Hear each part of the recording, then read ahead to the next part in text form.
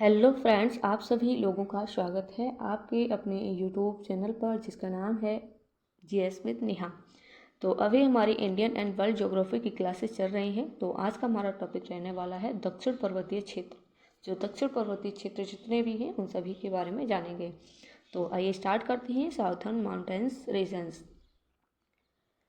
दक्षिण पर्वतीय क्षेत्र के अंतर्गत केरल एवं तमिलनाडु की सीमा पर स्थित नीलगिरी, अन्नामलाई, कार्डमम तथा तमिलनाडु में स्थित पालनी पहाड़ियां आदि आती हैं। अन्नामलाई पर्वत की चोटी अनाईमुडी प्रायद्वीपीय पठार एवं दक्षिण भारत की सबसे ऊंची चोटी है, ये भी याद रखिएगा। डोडा बेटा नीलगिरी पर्वत की सबसे ऊंची चोटी है, इसको मोस्ट इंपोर्टेंट टिक कर लीजिएगा। नेक्स्ट, कार्डमम प्रायद्वीपीय भारत का दक्षिणतम पर्वतीय क्षेत्र है जो केरल एवं तमिलनाडु की सीमाओं पर स्थित है। कार्डमम नीलगिरी और अन्नामलाई के बीच पालघाट दर्रा है जो पलक्कड़ को कोयम्बटूर से जोड़ता है, जबकि अन्नामलाई और कार्डमम के बीच में सैनकोटा दर्रा स्थित है, ये भी याद रखिएगा। नेक्स्ट, केरल में नीलगिरी पर्वतीय क्षेत्र में स्थित शांत घाटी साइलेंट वैली, जिसे कहा जाता है सर्वाधिक जैव विविधता वाले क्षेत्रों में से एक है। शांत घाटी कोडाई कनाल पालनी पहाड़ियों में स्थित है, ये भी याद रखिएगा। यहाँ पर पर्वत और अवस्थिति दी गई है, तो इनके बारे में भी देखते हैं। नीलगिरी पर्वत ये केरल और तमिलनाडु में है। अन्नामलाई पर्वत ये कहाँ है? केरल और तमिलनाडु में है। कार्डमम पर्वत ये भी कहाँ है? केरल और तमिलनाडु में। पालनी पर्वत ये तमिलनाडु में है। सेवरॉय पर्वत ये कहाँ है? तमिलनाडु में। और ये यहाँ है नल्लामलाई पर्वत, ये कहाँ है? आंध्र प्रदेश और तेलंगाना में। वेलिकोंडा ये आंध्र प्रदेश में है। पालकोंडा ये कहाँ पर है? आंध्र प्रदेश में। जवादी पर्वत ये भी कहाँ है? आंध्र प्रदेश में। तो इन सभी को देख लीजिएगा। नेक्स्ट, पश्चिमी घाट के बारे में जानते हैं। पश्चिमी घाट से क्वेश्चन बहुत बनते हैं एग्जाम में। पश्चिमी घाट को महाराष्ट्र में सह्याद्री भी कहा जाता है। इस क्षेत्र की औसत ऊंचाई लगभग 900 से 1600 मीटर है। महाबलेश्वर, कलसुबाई, हरिश्चंद्र यहाँ की प्रमुख चोटियाँ हैं, ये भी याद रखिएगा। विस्तार उत्तर में तापी नदी के मुहाने से गुजरात, महाराष्ट्र, गोवा, कर्नाटक, केरल तथा तमिलनाडु की कन्याकुमारी तक फैला हुआ है, जो पश्चिमी घाट है, इसको याद रखिएगा। निर्माण इसका कैसे हुआ पश्चिमी घाट का? तो प्रायद्वीपीय भारत के गोंडवाना लैंड के विभाजन से निर्मित कगार तथा स्थल एक खंड के अरब सागर अवसवलन के कारण हुआ है, जो पश्चिमी घाट है इसका निर्माण। नेक्स्ट है महाबलेश्वर के पास में ही गोदावरी, कृष्णा, भीमा और नदियों का उद्गम है। जो महाबलेश्वर है इसके पास में कौन कौन सी नदी? गोदावरी, कृष्णा, भीमा नदियों का क्या है? उद्गम स्थल है, इनको भी याद रखिएगा। नेक्स्ट, प्रायद्वीपीय भारत के प्रमुख दर्रे दिए गए हैं और स्टेट के नाम भी दिए गए हैं। कौन सा दर्रा कहाँ पर स्थित है?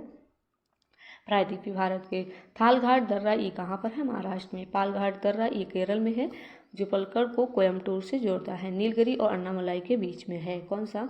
पालघाट दर्रा। बोहरघाट दर्रा ये महाराष्ट्र में है, मुंबई और पुणे। और सैनकोटा गैप ये कहाँ पर है? केरल में, तिरुवनंतपुरम, मदुरई। ओके, ये भी याद रखिएगा। पूर्वी घाट के प्रमुख पहाड़ियों का क्रम दिया गया है। जो पूर्वी घाट की प्रमुख पहाड़ियाँ हैं उनको उत्तर से दक्षिण। ओके। नेक्स्ट, वेलिकोंडा पहाड़ी, पालकोंडा पहाड़ी, नगारी पहाड़ी और नल्लामलाई पहाड़ी, ये सभी कहाँ पर हैं? तो आंध्र प्रदेश में। इनको याद रखिएगा, एग्जाम के हिसाब से मोस्ट इंपोर्टेंट है। और जवादी पहाड़ी, सेवरॉय पहाड़ी, सिरुमलाई पहाड़ी और पंचमलाई पहाड़ी, ये कौन से स्टेट में है? तो तमिलनाडु में। इनको भी याद रखिएगा। पश्चिमी घाट पर्वतीय श्रृंखला को विश्व में सर्वाधिक संपन्न जैव विविधता वाली श्रेणी में रखा गया है। पश्चिमी घाट को इसे विश्व धरोहर स्थल में 2012 में शामिल किया गया, याद रखिएगा। पश्चिमी घाट की पहाड़ियाँ जैसे कि नीलगिरी पहाड़ी, अन्नामलाई की पहाड़ी, इलायची पहाड़ी, जिन्हें कार्डमम पहाड़ी के नाम से भी जाना जाता है, वे पश्चिमी घाट की प्रमुख पहाड़ियाँ हैं, इनको याद रखिएगा। नेक्स्ट आता है पूर्वी घाट। इसके बारे में भी जानते हैं। भारत का पूर्वी घाट एक असत श्रृंखला के रूप में ओडिशा से लेकर तमिलनाडु तक फैला हुआ है। कहाँ से कहाँ तक? तो ओडिशा से तमिलनाडु तक, याद रखिएगा। गोदावरी, कृष्णा, कावेरी, महानदी, पलार आदि बड़ी नदियों के द्वारा विच्छेदित होकर अत्यधिक अपरदन के कारण पूर्वी घाट की औसत ऊंचाई पश्चिमी घाट की अपेक्षा कम है। ओके। पश्चिमी घाट के मध्य में समानांतर पहाड़ियाँ पाई जाती हैं, जिसमें से पूर्वी पहाड़ियों को वेलिकोंडा श्रेणी तथा पश्चिमी पहाड़ियों को पालकोंडा श्रेणी में रखा गया है या कहा जाता है, याद रखिएगा।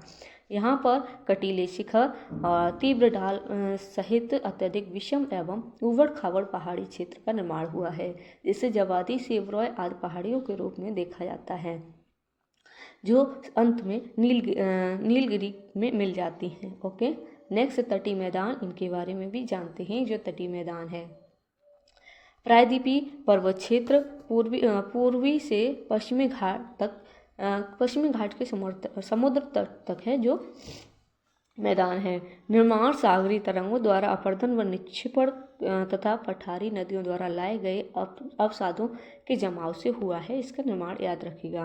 नेक्स्ट, भारत के तटीय मैदान को मुख्यतः दो भागों में बांटा गया है, पश्चिमी तटीय मैदान और पूर्वी तटीय मैदान। इनको कितने भागों में बांटा है? दो भागों में। पश्चिमी तटीय मैदान, इसके बारे में देखते हैं। जो पश्चिमी घाट तथा अरब सागर के तट के बीच में निर्मित मैदान को पश्चिमी घाट या पश्चिमी तटीय मैदान कहा जाता है। विस्तार गुजरात के सूरत से तमिलनाडु के कन्याकुमारी तक विस्तार है पश्चिमी तटीय मैदान का। और इधर है, नेक्स्ट है, पश्चिमी तटीय मैदान को पुनः 4 वर्गों में बांटा गया है। वो कौन कौन से वर्ग हैं, उनके नाम भी जानते हैं। इधर है, नंबर 1 पे है गुजरात का मैदान या तट, इसे कहा जाता है। नंबर 2 पर है कोंकण का मैदान या तट, और 3 पर है कन्नड़ का मैदान या तट, 4 पर है मालाबार का मैदान या तट। भारत का पश्चिमी तटीय मैदान गुजरात से सबसे चौड़ा है। जो भारत का पश्चिमी तटीय मैदान है गुजरात में सबसे चौड़ा है, और दक्षिण की ओर जाने पर इसकी चौड़ाई कम हो जाती है तथा केरल की तरफ आने पर यह पुनः चौड़ा हो जाता है। जो भारत का पश्चिमी तटीय मैदान है, याद रखिएगा। कोंकण तटीय मैदान पर साल या सागवान आदि के वन की अधिकता पाई जाती है। कोंकण तटीय मैदान पर, ये भी याद रखिएगा। नंबर 3 पर है जो कन्नड़ का तटीय मैदान है। इसका निर्माण प्राचीन रूपांतरित चट्टानों से हुआ है, जिस पर गरम मसाले, सुपारी, नारियल आदि की कृषि की जाती है। किस पर? कोंकण के तटीय मैदान पर, याद रखिएगा।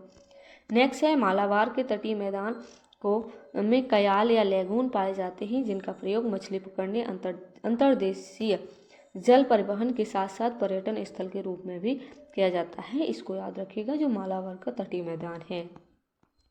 नेक्स्ट है पूर्वी तटीय मैदान, इसके बारे में भी जानते हैं। जो पूर्वी तटीय मैदान है, पूर्वी घाट तथा पश्चिम की खाड़ी के तट के बीच निर्मित मैदान को पूर्वी तटीय मैदान कहते हैं। विस्तार स्वर्णरेखा नदी से लेकर कन्याकुमारी तक विस्तार है पूर्वी तटीय मैदान का। पूर्वी तटीय मैदान को 3 वर्गों में बांटा गया है या 3 भागों में बांटा गया है। कौन कौन से 3 भाग हैं? तो उत्कल तट, जिसे स्वर्णरेखा नदी से महानदी के बीच को क्या बोला जाता है? उत्कल तट, जो कहाँ है? उड़ीसा में। नंबर 2 पे है उत्तरी सरकार तट, जिसे महानदी से कृष्णा नदी तक के बीच के मैदान को क्या कहा जाता है? उत्तरी सरकार तट, जो कहाँ है? उड़ीसा में। कोरोमंडल तट, जो कृष्णा नदी से कन्याकुमारी के बीच है, आंध्र प्रदेश और तमिलनाडु में, ये भी याद रखेगा। नेक्स्ट है पूर्वी तटीय मैदान को दक्षिण पश्चिम मानसून और उत्तर पूर्वी मानसून, दोनों मानसूनों से वर्षा प्राप्त होती है। नेक्स्ट, यहाँ पर चिकनी मिट्टी की अधिकता पाई जाती है। इस कारण से यहाँ पर कौन सी कृषि सर्वाधिक होती है? तो चावल की, धान यानी कि जो चावल है इसकी खेती ज़्यादा होती है। पूर्वी तटीय मैदान में गोदावरी व कृष्णा नदियों के डेल्टा में कोल्लेरी झील स्थित है। जो पूर्वी तटीय मैदान है, इनकी मैदान में गोदावरी और कृष्णा नदियों के जो डेल्टा है उनमें कौन सी झील स्थित है? कोल्लेरू झील, याद रखिएगा।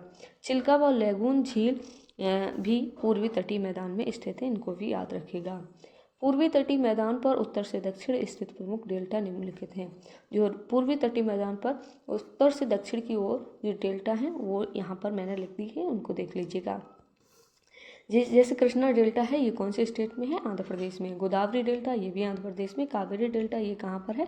तमिलनाडु में। नेक्स्ट है महानदी डेल्टा, ये कहाँ पर है? उड़ीसा में।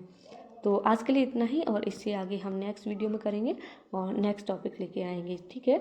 तो आप अपना ख्याल रखिएगा, मिलते हैं नेक्स्ट वीडियो में, तब तक के लिए